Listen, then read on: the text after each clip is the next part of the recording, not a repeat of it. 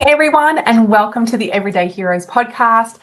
My goodness, I have missed you guys so much. It has been a much needed break that I have taken over the Christmas period and the New Year period, but I'm ready and roaring to get back into things.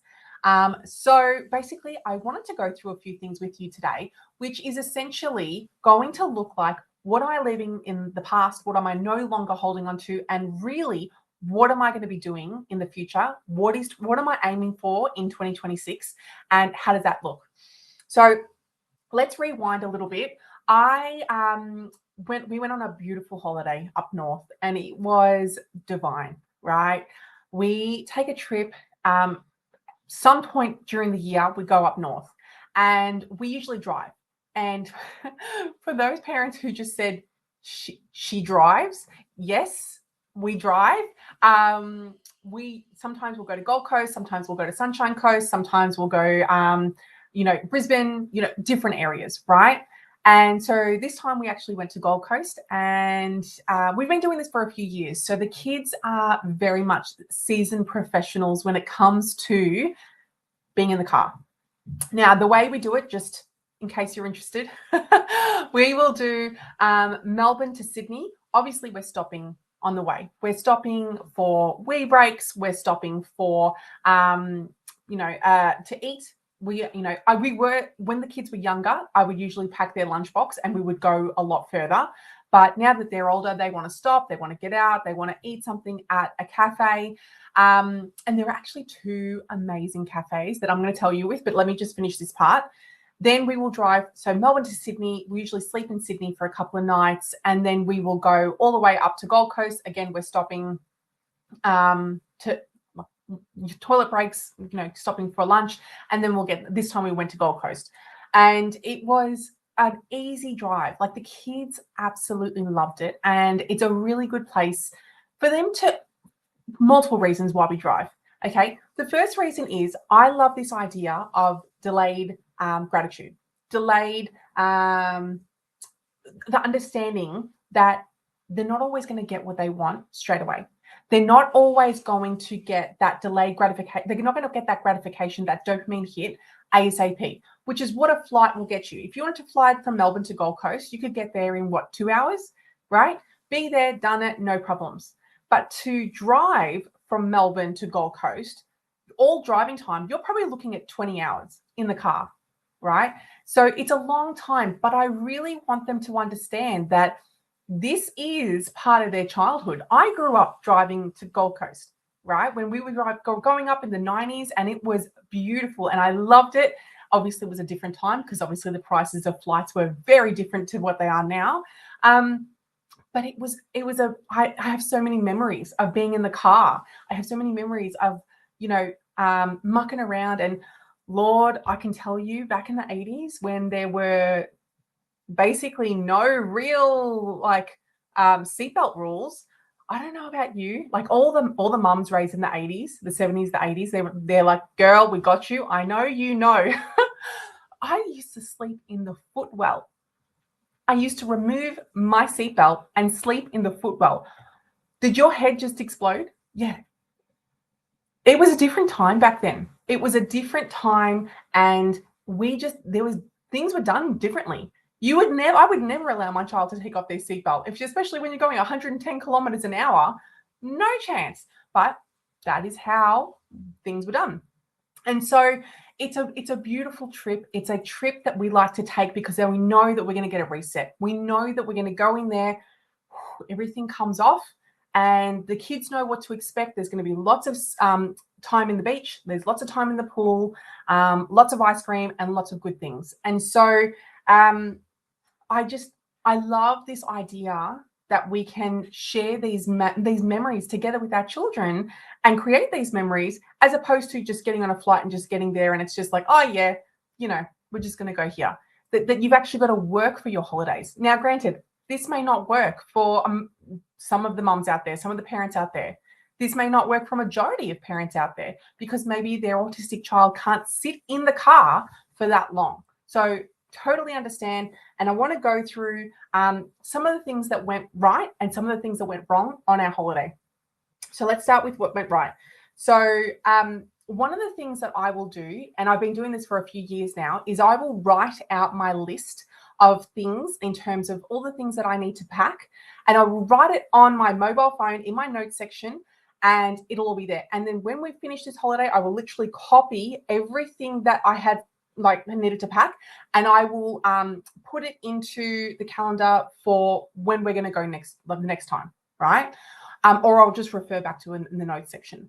Now, this is a beautiful way of, do you know how many times I have forgotten things? Now, granted, we're in Australia. Like, if you forget something, absolutely go to Kmart, Target, the supermarket. Like, surely you will have something that you can find, right? But it's so beautiful when I can go to this list and know there's no brain power required. I've just got to get everything. I've got to put everything in its place, and we're good to go. And it saves so much time. And so this is really good when we're packing, if my angel boy has any supplements that he needs to take, and if they need to be refrigerated, do they need to go in with an ice pack? If, we need special brushes or hair ties, or do we need, do I need something? Do I need any sort of supplements for myself? Phone cords, pajamas, socks, swimmers, hats, sunglasses. Like, there's the amount of things that you can easily forget. That's why I have this list, and it just makes things so much easier. One of the things that I incorporate in Christmas gifts are activities that the kids can take in the car. Now, these are things that they can do in the car that will take up time. So when they were younger, we were looking at a lot of coloring in and stickers and this sort of stuff. Now it's more around books. It's around more craft things, especially for my daughter, and just, coloring in and, doing even like writing stuff, right? So we got to the point where I had this little game with my angel boy where when we used to go to a cafe, I would make sure that we took pencil and paper, and I always said, you cannot have the phone unless you draw me a picture, right? Now, preface this that if he was completely and utterly dysregulated, I'm not saying, well, you know what, you can't do anything until you do this paper. No. I would give him the phone. Like, let's not make something out of nothing. If he's dysregulated, he'll get the phone, we can re-regulate, and it's all good to go. But if he was already regulated, I would say, here, can you draw me a picture? Can you draw me a picture of what you want to draw? And again, we're just working on those fine motor skills while he's waiting for his food. And it's an easy way to take up some time. And then, okay, what's this? Oh, tell me more about that. And it just increases language. And it's just a really fun thing to do with your kids. If you go out, right? Obviously, you don't need to be on holidays for this. If you go out, do this with your children. Don't rely on the restaurants to have pen and paper, because most of them will not have them. And most of the time, those pencils are broken. There's no sharpener, all that sort of stuff. So make sure that you bring them yourself, and just use it as a way of, we're going to create a new habit that when we're waiting for our food, you're going to draw a picture. Now, screen time. Obviously, if we're driving for 20 hours, of course I'm giving my kids screen time, okay? I'm not a crazy psychopath. Like, of course I'm going to give them screen time. However, one of the things that I would do is, and I would highly recommend that you download the time timer onto your phone so that they can understand how much time they have. And if you haven't seen time timer on the phone as an app, or even in like the physical clock, I highly, highly, highly recommend that you go and check it out. This is an amazing resource, and it is something that has saved us time and time and time again. The time timer can literally, so imagine a clock, and you're going to pull back the hand back this way, and it will show up like a red triangle. And as the time goes forward, obviously the triangle gets less and less and less, and it gives a visual to how much time is roughly left, right? So instead of being like 5 minutes left, an autistic child may not necessarily understand what you mean when it says 5 minutes left. But if they can see how much triangle, okay, well, it was a big triangle, now it's a much skinnier triangle, I know that roughly I don't have much time left. And it's an easier way for them to comprehend what's going on. So what I would do is I would give them in 1 hour blocks. So ideally, for 10 hours, the kids were on their iPads for 3 of those hours. Okay. Now, is that a lot? Is that not a lot? Each individual is up to their own, right? This is no shame, no blame, right? You're in the car for a long time. We want kids that are going to be regulated in the car if they're going to be sitting for that long. But this seemed to work for us. So we would probably drive for maybe an hour and a half, and then they would jump on their iPads. Now, this wasn't connected to either one of my husband or myself, my phone, right? So they were not getting the internet. It was only what the apps that they could use on their actual iPads. And I'm blessed because not once did they ask for us to connect the iPads to the internet. So we was just like, great, you can use the apps. And on my Angel Boys apps, he's got a lot of like learning stuff, a lot of reading stuff, a lot of drawing and tracing, a lot of dot to dot. So all of that sort of stuff, which is really, really helpful. My daughter has a lot of sort of games and coloring in, matching, numbers, that sort of thing. She's also got reading as well. But it was important for me I knew that I didn't want them on the screens for 10 hours, right? First of all, that's going to send him overboard with his dysregulation. Because the thing about iPads and iPhones is that, yes, they have a place with regulation, but given too much the other way, you're going to experience a dysregulation, right? A too much of something is not going to be good. And that's with everything, right? Too much sugar, not going to be great, but a small amount, fine, right? You're going to get that input that you want with your taste buds and with your sugar levels. You're going to feel great. Go for it. So we would usually, like I said, travel for about an hour and a half. They'd get their first hour. We would then generally stop for probably a toilet break, maybe some lunch, maybe some breakfast, whatever it was. We'd keep driving. They'd get their second hour. Maybe we'd stop for lunch then in the next break. And then we would get their third hour, and then we would go. So that seemed to work for our family. Every family is going to be different. Every family is going to work with whatever works with their child. As we know, each autistic child is going to be different. That we're not all exactly the same. So do what you feel is best. Do what you feel is right. For some parents, it might be no iPad, right? We're not doing iPad at all. No, great. If you can drive for that length of time with no iPads, mate, knock your socks off. If you need it for more than 3 hours, knock your socks off as well. Like, do whatever suits the family, suits the child, that is going to make everyone at ease when you're driving. And the next thing that we did was, as soon as we got there, we did a massive shop because we were going to be there for quite some time. If you ask any of my girlfriends, you will hear them say that I'm probably the extreme when it comes to food and nutrition. So we predominantly buy only organic. I have seen what food will do to my angel boy and to all of us if we are not eating the right things. And I really can't afford to not eat the right things, especially for him. So the first thing we did was we located the organic grocer and we located the organic butcher. And so we get there, get everything, get all we need to do, and then come back, sort it out. And whether we were freezing the meat or we were, getting ready to cook or prep it, at least I knew that it was there and that I didn't have to worry about, oh my gosh, every restaurant is booked out and I don't have anywhere to eat. And what are we going to eat? And these kids are starving. Oh, let's just go down to insert whatever, takeaway place. I would rather just cook. And I know a lot of parents are like, but it's my holiday as well. Like, I want to rest. I want to relax. Girl, I hear you. I hear you loud and clear. I get it. But you knew the but was coming. It's important for us to realize that, cool, we want to rest. I totally get that. But there is going to be a consequence to whatever action we have. If I was to allow him to eat out, even if we were going to great restaurants, right? Even if he was eating great food, they're typically using seed oils. They're typically using things that are not going to be something that I stock my kitchen with. And therefore, his sleep is going to be off. His words are going to be off. He's going to be more dysregulated, which means he's going to stim a lot more. This is what I found with my angel boy. It's not something that I really want to do. So out of the two, I prefer to cook, and then we go out sporadically. That's me. Everyone has a different path to choose, but this is what I have found that works for our family. All right, let's work into what didn't go well. Okay, so For anyone who's listening in Gold Coast, so we've got to love Australia. You know, Gold Coast. I'm in Melbourne, so we're in the summertime, so we are on daylight savings time, right?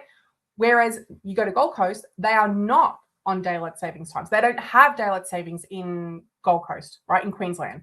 So when you go there, what typically happens is it gets dark really early, but then the sun will be up at like 4:30, 5 o'clock in the morning, right? So what we found was my angel boy was going to bed far too late, right? Because you're on holidays and you see consistency sort of like goes out the window, right? So he was typically going to bed about 9:30. At home, he's usually in bed by 8, lights out at like 8:15, right? Oh, I say 8:15 and then asleep by 8:30.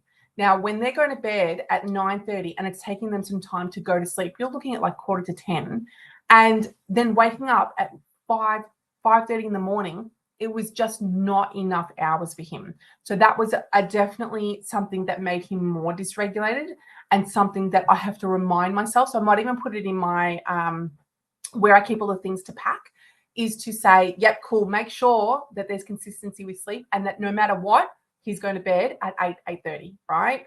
So, because time gets away from you, because it's when it's warm, you're like, oh, I'm just going to go grab an ice cream. Oh, I'm going to go walk on the beach at night. Like, why not? And time just gets away, and you don't realize it because you're feeling good and you're feeling relaxed, that it impacts them as well.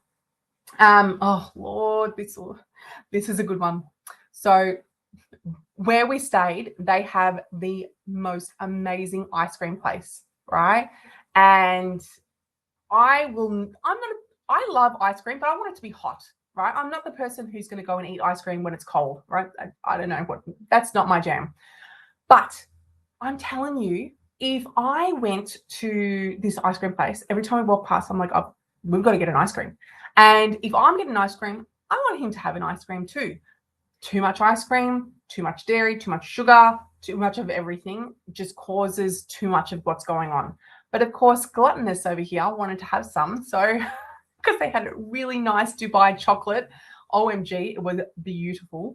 And so, I was able to go there and enjoy it. And I knew it was going to end eventually, but that is the nature of holidays. Now, the last one that didn't go so well was my angel boy absolutely loves his Thomas the Tank trains. Now, he also loves Hot Wheels. And he got gifted a Hot Wheels set, and we took it with us. But after that many days, he got over the Hot Wheels set. And so, of course, when there's no toys to play with and you're not really interested in reading any more books, you're going to go back onto iPad. And so we found that there was a lot more iPad, even though we were out at the beach and the pools pretty much every day. There's going to be downtime where they're going to want to watch TV, right? Or they're going to want to watch the iPad. And, it's this balance of like, well, we want them to regulate. We're on our phones. Like, we don't want to be like, no, you can't be on social media. It's obviously not on social media, but on watching YouTube or whatnot when I'm on it. Like, it's a bit contradictory. So, was there probably too much screen time that I would have liked when we were physically at the actual place? Yes. But there was an ebb and flow. And I had said to them multiple times, when we get back, there's going to be a massive detox and we're not going to be using it nowhere near as much as what we have been. And they've totally adhered to it, right? Right now, they've scaled all the way back, and it's really worked well. So that is where we're at with regards to the holiday. And it was, so good. It was something that our family needs to reset, to recharge, to know that we can switch off. And that for me, I need to be able to recharge so I can give back to you guys, so that I can reinvigorate myself, recharge myself, and know that I can give back to you in the way that you guys need. If I'm depleted, I can't give back to you. I can't give back to my husband or my children. So making sure that I am looking after myself is number one priority, which leads me to my next thing, which is word of the year. Now, I don't know if you guys have chosen a word of the year. This has become a thing for the last few years. I really like it because I build my vision board around this particular word. Now, I've been tossing and turning with what kind of word really sits with me. And I was having a conversation with a girlfriend, and she was talking about getting clarity. And I was like, that's it. That's the word. So my word for 2026 is clarity. And it's being really, really clear and intentional around which way I'm going and what I'm doing. I feel like the last few years have been quite messy, have been a little bit all over the place, and not really having a lot of direction because there's been a lot of spinning plates. So having this clarity is really important to be able to go, yep, this is what I want. This is how I'm going to do it. And this is exactly the direction I'm going to go. And there's with such certainty that this is the direction that we're going.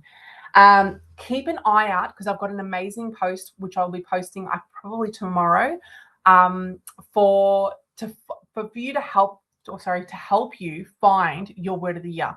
It doesn't come natural to everybody, and some parents really, honestly, maybe don't have the time to sit there and meditate and go, oh, this is the word of the year. So I've created a really easy post for you guys to help you find your word of the year. So keep an eye out for tomorrow. Because it will be something that will be helpful for you to figure out what lands for you, what word connects with you and resonates with you, and what you want to take into 2026. Oh, this nose. Okay. So the reason why, and I've touched on this before as well, is that the reason clarity is so important is because, and I've just got some points here, it's like, clarity around for my work is really focusing on the membership. Now, this membership, I've got so many amazing ideas for it, and I'm in the background working so hard to make this so good for you guys. So there's a lot of stuff coming. So keep your eyes peeled for that. Also making sure that my Angel Boys education is taken care of. And I'll be deep diving into that a little bit later in the year, but that is something that we have really worked hard to make sure to refine, to make sure that we're hitting the ground running. And then also looking at my daughter's relationship and making sure that she feels seen and heard. Being typical in a family where I'm raising a neurotypical child and a neurodivergent child, sometimes she feels like she doesn't seem to feel seen and heard. And I really want to make sure that I do that by really blocking out mummy-daughter dates and blocking out the time that I can spend with her to make sure that she feels like she's seen and heard. And then time with my husband, making sure that we spend quality time together when it sometimes feels fleeting. It sometimes feels like there's never enough time. That, if I'm falling asleep at 9:30, when are we going to be able to chat about the most important things of our week, of our day? How does that look? Now, the one thing I do need to tell you is I love Audible. I tell you this, I am obsessed with Audible because I'm the kind of person that I can't sit and read a book at the end of the day because I'm exhausted and I will not take in the information.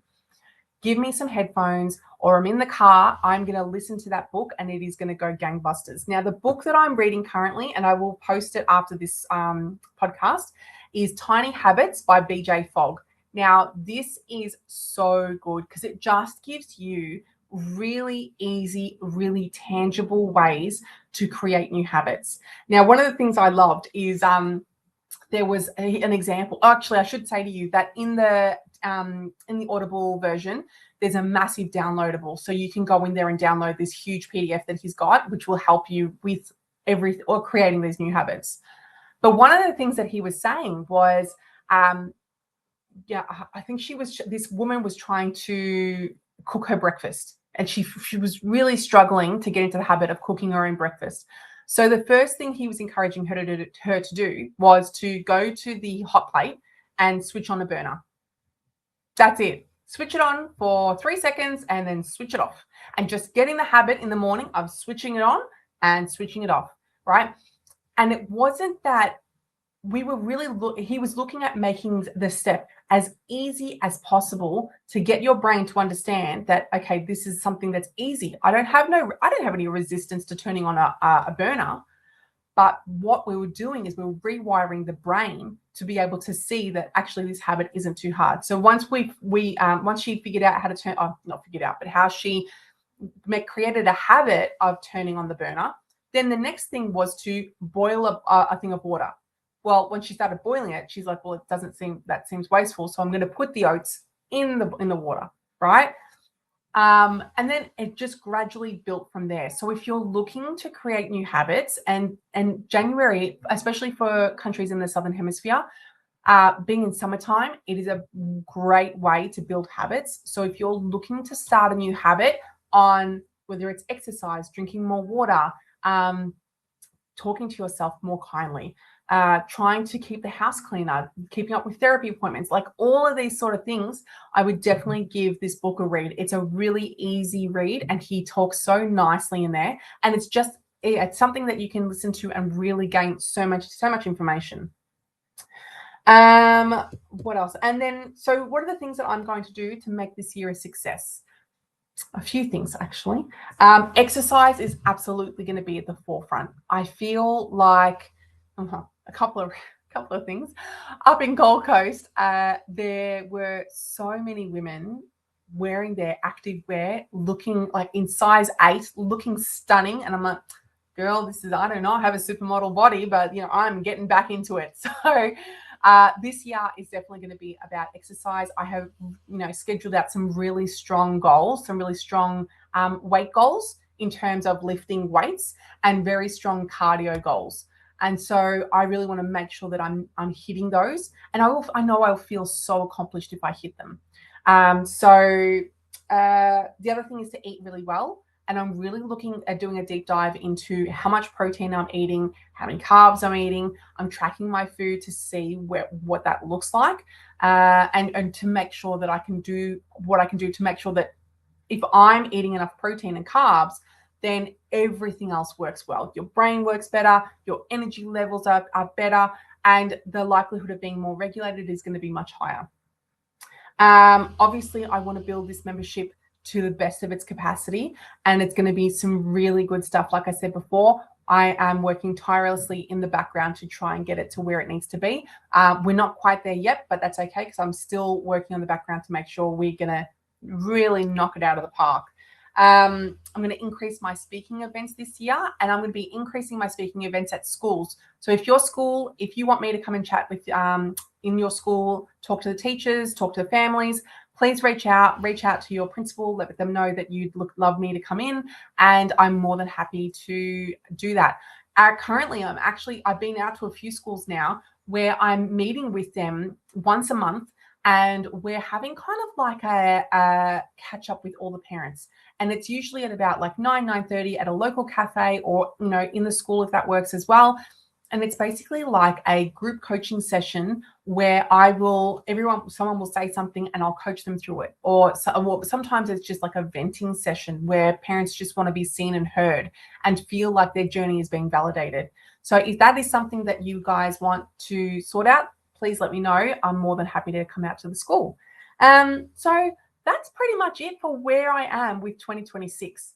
It's going to be a really good year. I think that it's going to be some amazing goals that are going to be hit, and I'm looking forward to seeing how we can continue to progress, how I can really knock it out of the park for you guys, and make sure that I'm doing everything I can to support myself, my family, and you guys, because you guys are my community. I love you guys. I love seeing you guys and hearing from you.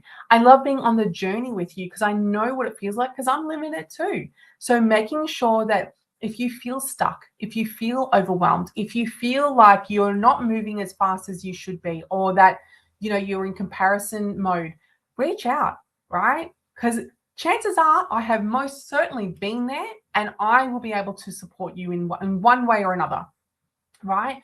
If you are not already in the free membership, I highly encourage you to jump in. Let me know if you're interested. I can DM you the link. And inside that is parent hour, and there's actually free mini coaching in there as well. So if this is something that lights your boat up, please let me know. I'm more than happy to come in and have a chat with you guys. And that sums up 2026. But I'm looking forward to so many amazing speakers coming up this year. So many amazing information, so much so many topics that are going to be so good and so much learning to be had. So I can't wait to share that with you. So I will talk to you soon. I hope you have a great day and a great week, and I will see you consistently as we keep going. Love you. If you feel called to it, please share this with a friend, and I will talk to you soon. Okay.